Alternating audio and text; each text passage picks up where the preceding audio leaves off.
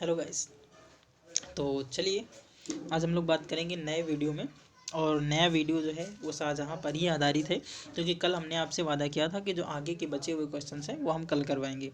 तो चलिए हम लोग बात करते हैं मुगल सम्राट शाहजहाँ के बारे में। तो चलिए नेक्स्ट क्वेश्चन आपके लिए जो नंबर होगा 11, क्योंकि कल 10 तक हो चुके थे। तो चलिए आप लोग क्वेश्चन पढ़िए, देखिए क्या लिखा हुआ है। किस मुगल शाहजहाँ ने किस मुगल शाहजहाँ ने किस मुगल शाहजहाँ ने मुगल राजधानी आगरा से दिल्ली स्थानांतरित की। ठीक है, मुगल राजधानी को बोल रहा है कि आगरा से दिल्ली स्थानांतरित की। तो सबसे पहले तो बात करेंगे कि मुगलों की राजधानी क्या थी। ओके, तो बात अगर ये करते हैं कि मुगलों की राजधानी क्या थी, तो मुगलों की राजधानी जो है वो समय समय से परिवर्तित होती रही। लेकिन अगर हम इससे पहले की बात करेंगे कि सबसे पहले तो ये दिल्ली करता है, लेकिन दिल्ली से पहले क्या थी, तो आगरा थी। ठीक है, तो आगरा को राजधानी बनाया कब गया, तो आगरा को राजधानी बनाता है अकबर। ठीक है, कौन बनाता है, अकबर। यानी कि जब अकबर सिंहासन पर बैठेगा 1556 में, तो ये अपनी राजधानी को आगरा स्थापित करेगा। और जब आगरा में स्थापित करेगा तो ये रहेगी कब तक, तो 1648 तक। कब से कब तक रहेगी, 1648 तक। और 1648 के बाद 1649 में, कब, 1649 में आएगा शाहजहाँ। और 1649 में जब शाहजहाँ आता है और इसने अपनी राजधानी को क्या कर दिया, इसने अपनी राजधानी को शाहजहानाबाद कर दिया। ठीक है, शाहजहानाबाद। ठीक है, शाहजहानाबाद, इसी को हम लोग बोलते हैं पुरानी दिल्ली। ठीक है, क्या बोलते हैं, पुरानी दिल्ली बोलते हैं। ठीक है, पुरानी दिल्ली। और आजकल ये शाहजहानाबाद जो कन्वर्ट हो चुका है लाल किले में, किस में कन्वर्ट हो चुका है, लाल किले में। आप लोगों ने सुना होगा कि लाल किला, ठीक है, लाल किला इतना बड़ा है कि उसमें एक पूरा नगर बसता है। और उसी लाल किले को पहले कहा जाता था शाहजहानाबाद। तो ये बात है 1556 की, जब आगरा राजधानी थी। और आगरा कब से कब तक राजधानी थी, 1648 तक। उसके बाद शाहजहाँ ने अपनी राजधानी को 1649 ईस्वी में बदला। ठीक है, 1649 ईस्वी में बदला और शाहजहानाबाद कर दी, जिसको आज बोलते हैं दिल्ली। और दिल्ली में कहाँ पर, तो लाल किले के अंदर। ठीक है, चलिए हम लोग बात करते हैं नेक्स्ट क्वेश्चंस की। और क्वेश्चन नंबर 11 हो गया है, अब 12 की बात करते हैं। ओके गाइस, चलिए देखिए क्वेश्चन नंबर 12 क्या कह रहा है आपसे। शाहजहाँ के शासनकाल में गोपनीय आदेश कहाँ से जारी किए जाते थे। तो शाहजहाँ के शासनकाल में अगर गोपनीय आदेशों की बात करेंगे तो ये शाहबुर्ज से जारी किए जाते थे। ठीक है, कहाँ से, शाहबुर्ज से जारी किए जाते थे। जो ए नंबर क्या हो जाएगा, करेक्ट हो जाएगा। शाहबुर्ज का मतलब देखो क्या है, हमने कहा था आपसे कि ये पूरा का पूरा लाल किला था। ठीक है, ये पूरा का पूरा लाल किला है। और यहाँ से एक गेट लगा हुआ है इस तरफ जाने के लिए और इस तरफ जाने के लिए। इस तरफ भी एक क्या लगा है, बहुत बड़ा गेट लगा हुआ है। और यहाँ पर क्या है, दीवान ए आम है। क्या है, दीवान आम है। और जो दीवान ए आम है वो आम जनता के लिए था। मान लिया कि कोई व्यक्ति है और वो राजा साहब से मिलना चाहता है, या फिर राजा साहब से कुछ भी राजा साहब को भेंट करना चाहता है, तो वो कहाँ पर मिलेगा, दीवान आम में मिलेगा। इसके बगल से और बड़ा सा गेट लगा था। और इसके अंदर गेट बना हुआ है, अभी भी ये सब है। ठीक है, उसके बाद है दीवाने खास। दीवाने खास है। और दीवाने खास में जो शाहजहाँ है, शाहजहाँ के जो मंत्री परिषद था या फिर जो मंत्रिमंडल था, वो सिर्फ वहाँ पर बैठता था। तो यहाँ पर जो आम लोग हैं या फिर आम नागरिक हैं, उनका जाना अलाउ नहीं था। ओके, इस गेट से बाहर जाने के लिए रास्ता था और इस तरफ आते थे तो यहाँ पर बाग बने हुए थे जिसका पानी सीधा यमुना नदी से आता था। इसके बाद यहाँ पर बना था शाह बुर्ज। ठीक है, क्या बना था, शाह बुर्ज। शाह बुर्ज जो था, इसमें जो शाहजहाँ था, इसके शहजादे शहजादे और इसके प्रमुख अमीर, अमीर का मतलब होता था जो उस समय सलाहकार इसके थे या फिर ऊंचे पद पर होते थे, उनको बोलते थे अमीर। तो जो अमीर थे वो यहाँ पर नियुक्त होते थे, यहाँ पर अपनी बैठक करते थे। और जो बैठक में जो भी बातें होती थी वो यहाँ से जारी करते थे। ठीक है, तो यही पूछ रहा था आपसे, गोपनीय आदेश कहाँ से जारी किए जाते थे, तो शाहबुर्ज से जारी किए जाते थे। ओके, चलिए अच्छा हम बात करें कि ये लाल किला है। तो लाल किला के सामने, यानी यहाँ से 500 मीटर दूर शाहजहाँ ने एक और बिल्डिंग बनवाई थी जिसका नाम था जामा मस्जिद। क्या नाम था, जामा मस्जिद। ठीक है, जामा मस्जिद नाम था। ओके, तो चलिए हम कुछ और बात करते हैं इसके विषय में। शाहजहाँ जो है इसको जो जो वास्तुकला है ना, इसको स्वर्णकाल कहा जाता है, इसके शासनकाल को। ओके, तो इसको बारे में हम लोग देखते हैं कि इसने क्या क्या बनवाया था। सबसे पहले बात करेंगे दीवाने आम, जो लाल किले के अंदर था। ठीक है, दीवाने आम हो गया, दीवाने खास हो गया, मच्छी भवन, शीश महल, अंगूरी बाग, झरोखा दर्शन और जामा मस्जिद। ठीक है, और आप लोग ताजमहल के बारे में तो सभी जानते हैं, ताजमहल और दिल्ली का लाल किला। ठीक है, दिल्ली के लाल किला में क्या क्या स्थित था, तो दिल्ली के लाल किला में स्थित है तुम्हारा दीवाने खास, दीवाने आम, ठीक है, शाह बुर्ज और क्या, मोती मस्जिद। ठीक है, तो एक बात याद रखना आप लोग, मोती मस्जिद, जो मोती मस्जिद है इसका निर्माण शाहजहां ने नहीं करवाया था, और इसका निर्माण बाद में इसका बेटा जो है औरंगजेब करवाता है। ठीक है, कौन करवाता है, औरंगजेब करवाता है। जबकि जामा मस्जिद, ठीक है, जबकि जामा मस्जिद का निर्माण कौन करवाएगा, ये करवाएगा शाहजहां करवाएगा। ओके, इतना आप लोग याद रखिएगा। ओके, चलिए नंबर क्वेश्चन के 13 की तरफ बढ़ते हैं और देखते हैं ये हमसे क्या पूछ रहा है। तो दोस्तों अगर वीडियो आपको पसंद आ रहा है तो आप लोग लाइक ज़रूर करिएगा। चलिए देखते हैं, किस मुगल बादशाह ने बलबन द्वारा प्रारंभ किया गया दरबारी रिवाज सिजदा समाप्त कर दिया था। तो देखो, अगर हम लोग अगर सिंपल सी भाषा में अगर बात करेंगे कि सिजदा होता क्या था, तो जैसे आजकल हम लोग देखते हैं कि जो बड़ा बुजुर्ग होता है उसके सामने जो लोग होते हैं, जो छोटे या फिर जो अपने आप को कमज़ोर पद पे समझते हैं, तो वो लोग क्या करते हैं, बड़े पद वालों के सामने सिर को झुका लेते हैं। तो वैसे ही बलबन ने एक प्रथा चालू की थी कि राजा के सामने जो भी व्यक्ति आएगा सबसे पहले वो क्या करेगा, सिजदा करेगा। सिजदा का मतलब होता है हाथ जोड़ के सर को झुका के राजा के सामने झुक जाना ही क्या कहलाता था, सिजदा कहलाता था।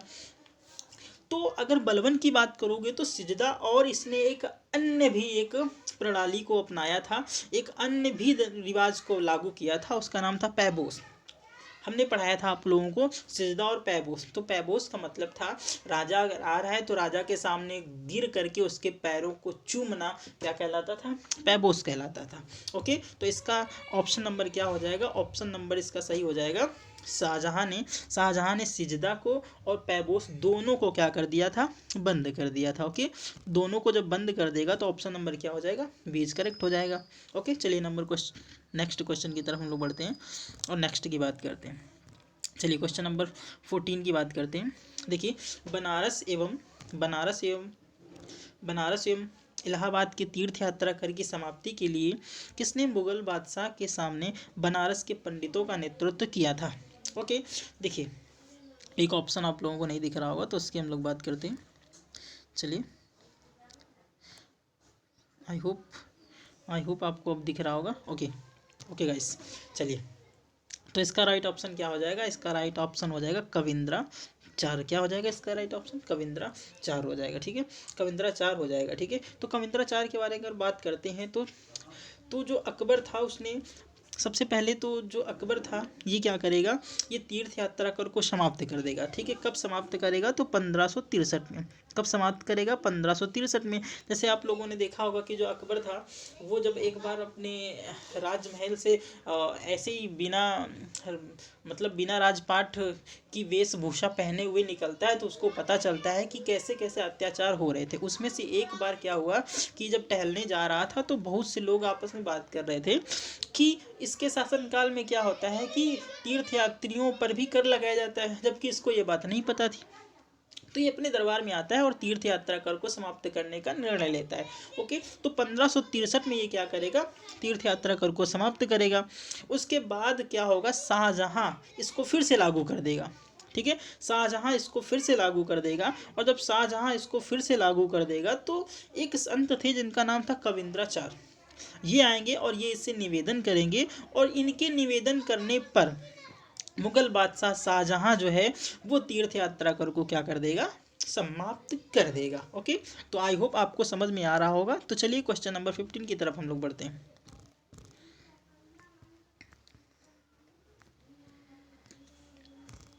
चलिए देखिए क्या लिखा हुआ है, न्याय के लिए बादशाह से फरियाद करने का अधिकार प्रदान किया।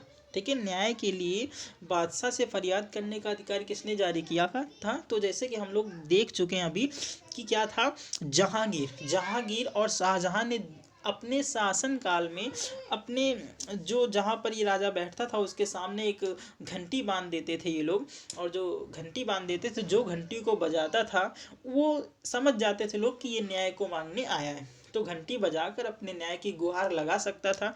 ऐसी व्यवस्था शाहजहां और जहांगीर के दरबार में लागू थी। ठीक है, तो इसका राइट ऑप्शन क्या हो जाएगा, इसका राइट ऑप्शन हो जाएगा बी। ठीक है, बी।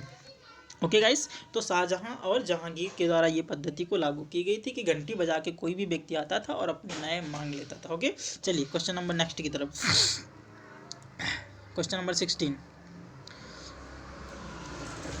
देखिए क्या लिखा हुआ है। निम्नलिखित में से कौन सा राज्य शाहजहां के शासनकाल में मुगल साम्राज्य में मिला लिया गया था? तो अगर शाहजहां की बात करेंगे तो 1633 ईस्वी में 1633 ईस्वी में शाहजहां ने अहमदनगर को जीत लिया। अब जब अहमदनगर को जीत लिया इसने, तो ये मुगल साम्राज्य में मिला लेता है। किसको मिला लेता है? अहमदनगर को। ओके, इससे पहले भी अहमदनगर पे कई राजाओं ने लड़ाई की थी। जैसे सबसे पहले बात करें हम तो अलाउद्दीन खिलजी था। अलाउद्दीन खिलजी ने सबसे पहले अहमदनगर पर वार किया था। ठीक है, उसके बाद समय समय पर सारे के सारे राजा जो है अपना दक्षिण तक विस्तार करते जाएंगे, और उन्हीं में से एक शाहजहां भी है जो क्या करेगा? अहमदनगर को जीत लेगा 1633 ईस्वी में, और ये उसको हराता है, तो उसके बाद इसको अपने शासनकाल में मिला लेता है। ओके, चलिए क्वेश्चन नंबर 17 की तरफ बढ़ते हैं हम लोग। देखिए क्या पूछ रहा है इसमें। निम्नलिखित मुगल सेना नायकों में कौन एक बुंदेलों के विरुद्ध शाहजहां द्वारा नहीं भेजा गया था? सीधा इसका राइट ऑप्शन है कौन।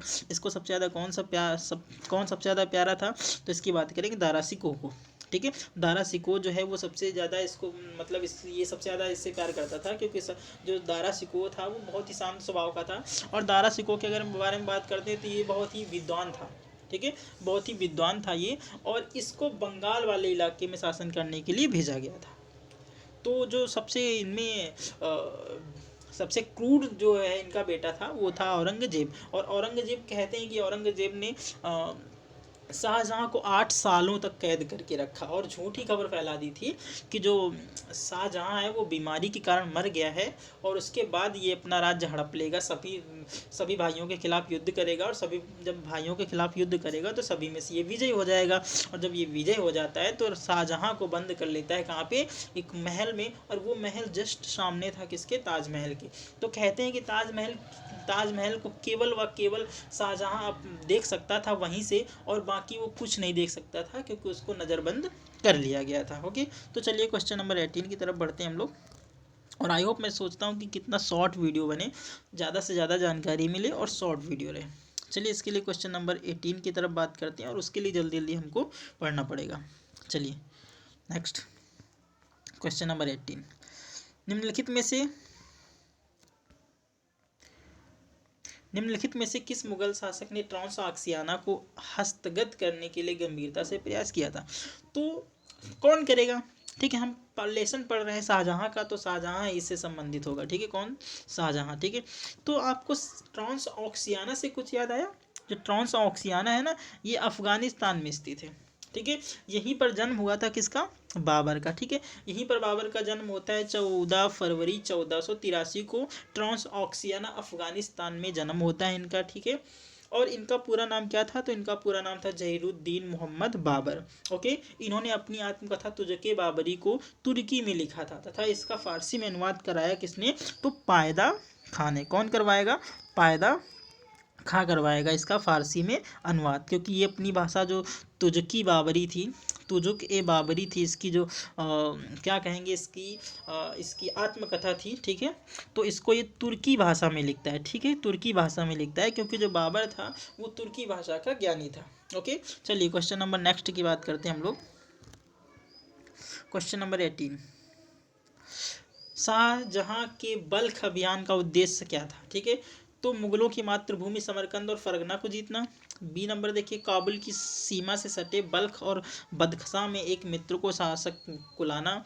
मुगल सीमा की वैज्ञानिक पद्धति अनुदारियों पर निर्धारित करना। और देखिए क्या लिखा हुआ है, मुगल साम्राज्य का विस्तार उपमहाद्वीपों से आगे करना। ठीक है, तो इसका राइट ऑप्शन क्या हो जाएगा? इसका राइट ऑप्शन हो जाएगा बी, कि काबुल की सीमा से सटे बल्ख और बदख्शां में एक मित्र को शासन में लाना, या फिर शासक में लाना। ओके, चलिए क्वेश्चन नंबर 20 की बात करते हैं हम लोग।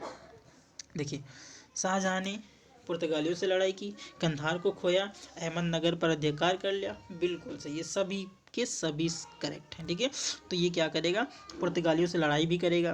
कंधार काबुल पर इसका अधिकार क्या हो जाता है, ख़त्म हो जाता है और ये अहमदनगर पर अधिकार कर लेता है। ठीक है, अभी मैंने बताया कि 1633 में क्या करता है, अहमदनगर पर अधिकार कर लेता है। इसके बाद इसने क्या किया, ये सभी काम किए। ठीक है, क्योंकि ये सभी है। ठीक है, तो इसका क्या हो जाएगा, ऑल ऑफ दीज, यानी कि ये सभी।